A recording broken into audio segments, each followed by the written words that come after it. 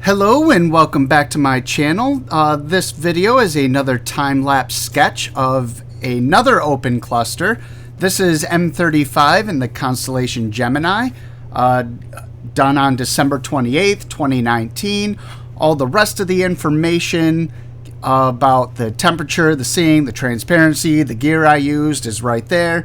You can go to my blog, which is the link in the bottom right corner of this image. I'll also put a link to it in the description below. I haven't been out since then because it has been pretty much cloudy on any night where I've had an opportunity to go out. So let's just get into the sketch now and let's just see how that's going.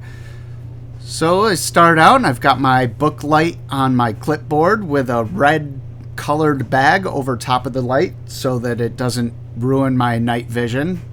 I mean, not that I really need to worry about night vision a whole lot because I have a ton of light pollution and giant floodlights not too far away that shine into my yard, so I have to deal with that.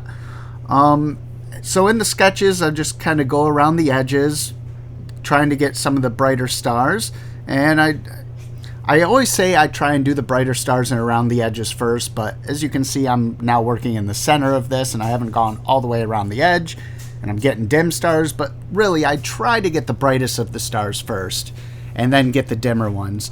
The dim stars are very hard to see sometimes, and sometimes it takes a little bit of staring into the telescope to find them or notice them.